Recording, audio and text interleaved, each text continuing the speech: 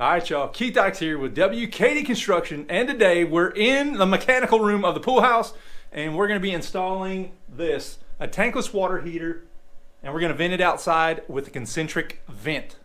As you see, I've got it installed, so we're going to rewind again. We're going to back up time and actually show you how we installed the water heater and the concentric vent. All right, we're in the mechanical room of the pool house. You can see houses all the pool equipment, and I've got my main 3/4 inch PEX water line coming in. Have a main shut off. I'm going to mount a tankless water heater right here, and I've got to run the vent, the concentric vent, out through here. But let me show you what we got to work with. It's going to be tight. So the water heater go here. We got to get the vent out through that hole right there. So it ought to be fun. So stick around, we'll put it in. So if you're asking, Keith, what the hell's a concentric vent, man? Well, let me show you. You take two pipes, which one is exhaust, one is the return. You got to have fresh air return from outside because this is a gas appliance. It burns flames, so you have to have oxygen, the air from outside, to burn the flame. Plus we have foam insulation, and you would suck all of the air, all the oxygen out of inside the house, so you got to have fresh air. But anyway, you can make one penetration. Both of these pipes go into one and out the wall. Instead of having two penetrations, you've got one. So I'll try to break it down and explain to you how this works, the piping in there. So you got this main line which runs straight.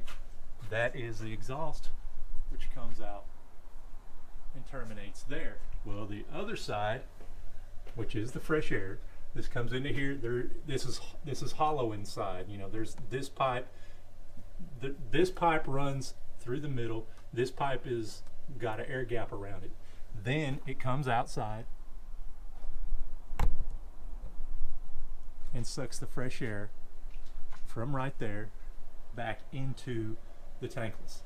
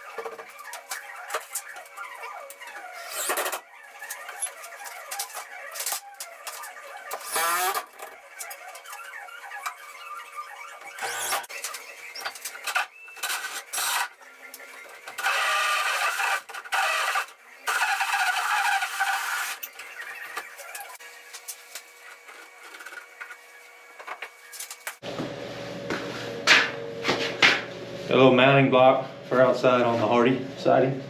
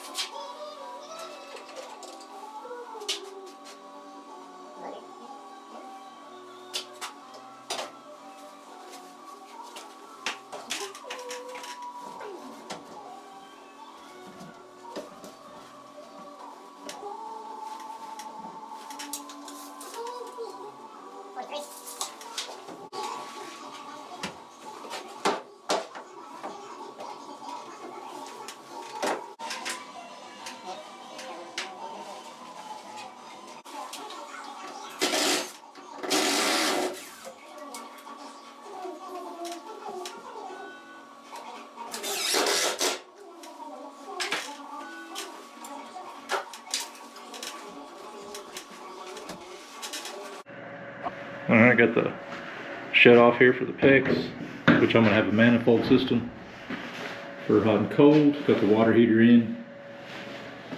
I did have to swap the concentric Vic where I went out the wall. I couldn't get it up in the floor joist because it's a 12-inch on center and it was just going to be way too tight.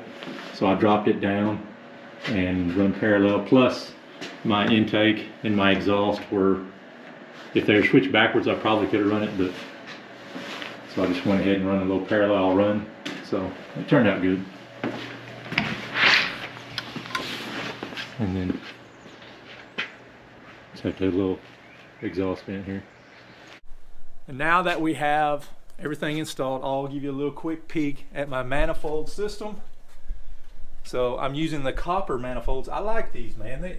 It's actually a lot cheaper to do these and not use anything in the plastic ones. I mean, you can get these in the PEX, but I don't know. I like the copper.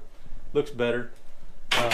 But use these. These are lead-free shut-off valves, and actually, if you make your own like this, it's actually more economical than buying the manifolds with the shut-off valves. But I mean, that's one step you don't have to take into account having to put them all on there. But yeah, I just like using it like that.